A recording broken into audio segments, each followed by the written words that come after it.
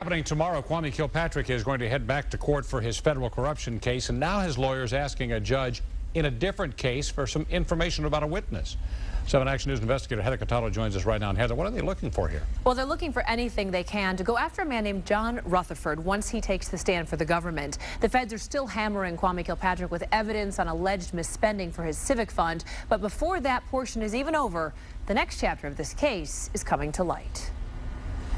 Federal prosecutors say Kwame Kilpatrick and his father Bernard Kilpatrick solicited and took bribes totaling more than $500,000 from this man. According to the Kilpatrick Enterprise indictment, John Rutherford gave thousands to the Kilpatrick Civic Fund, gave Bernard money for Kwame's campaign expenses, and even gave them tickets to a heavyweight boxing match in Las Vegas. The feds also say the former Detroit mayor asked Rutherford for $10,000 in cash for spending money when Kilpatrick visited the United Arab Emirates in 2002. This is where the case goes to the next level, that no longer is it playing fast and loose with the civic fund or lots of cash in shoe boxes and things like that.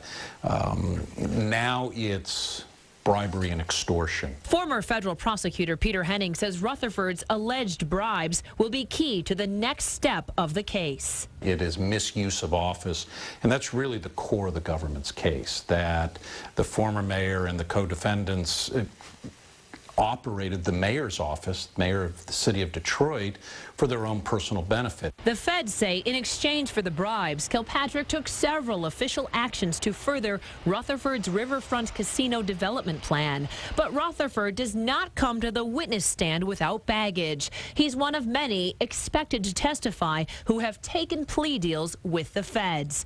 The 63-year-old was president of Metro Emergency Services, a Highland Park homeless shelter. Rutherford pleaded guilty to income tax evasion. Federal prosecutors have asked that he do less prison time in exchange for his cooperation in the Kilpatrick case.